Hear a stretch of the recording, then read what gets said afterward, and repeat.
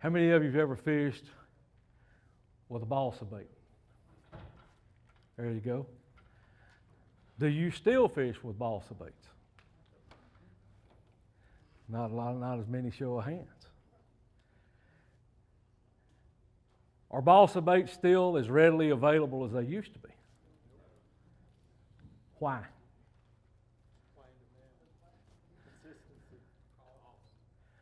Cost. Do you know why balsa costs more now than it used to cost? Not rubber stamp. Rubber stamp. Nope. Well, so it's across supply and demand. Supply and demand. And the biggest thing going on in this country right now is wind farms. All over the United States right now, we're dealing with wind, solar, wind energy. Those big old blades that you're seeing on these wind farms, those are all made out of balsa. So it's actually eating up a lot of the balsa that's available, plus and it's run up the cost. But the big thing about balsa, you're right, somebody said consistency in the baits and then the cost of the baits. How many have actually ever witnessed the process of manufacturing a balsa bait? It's really a unique process. These balsa baits, we have what we call a duplicator. Back in the day, I could show you, I'm going to give you an example of a bait right here. This bait right here, this style of bait, this is called a wee bait. It's made in Ohio. This was actually 2 pieces of balsa, 3/16 balsa, with a wire form that goes from the nose, it runs all the way down through into the belly, and it's got belly weights in it. It's sandwiched together and epoxied together, and the edges are rounded over and it's foiled. These things are labor intense. But when they're eating a wee bait or a flat bait, if you don't own one, you are going to get your teeth kicked in. They're absolutely amazing baits. To be a fan of balsa and to understand why they're so good is to be a fan that understands the uniqueness of it. Who knows what this is? That is the hottest bait that ever hit the United States market. You could not buy one of these baits at times in the 80s, 70s and 80s. To this day, this bait is probably the fish catchingest bait that's ever been in the wintertime. It's a shad rap. It's a balsa bait. These baits, and I got a box full of them I'm going to go over.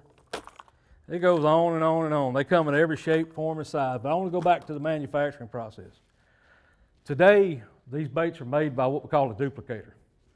It's actually a machine that's set up with an arm that rides an actual, what we call a master.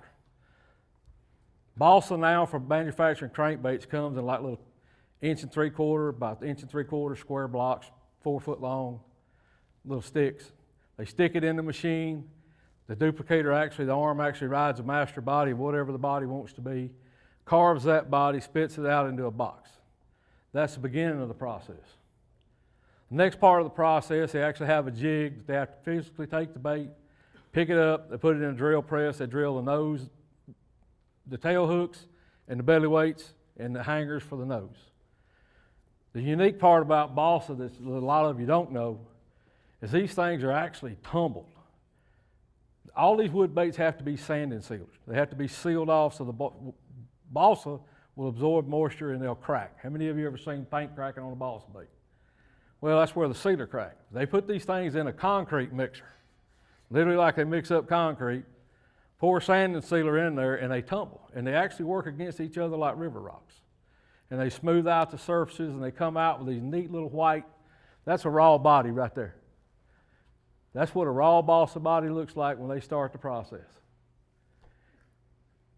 But the process to build a balsa bait is amazing because once it's sealed, everything on it is hand done. So this bait is probably touched by hand as far as once it's sanded, sealed, and they're ready to go, they start dipping these baits. They're not sprayed. A lot of the colors and stuff that you see, there's some airbrush work done on them, but they're literally dipped. Every color is dipped. Every clear coat is dipped until you come down to the final process. The actual final process on a balsa bait is where they have a jig that they put it in, they cut the bill slot and they epoxy the bill in. The thing that makes a balsa bait so different is each and every one of them are basically done by hand. So it's not like going and buying a production Lucky Craft or a Strike King 2.0.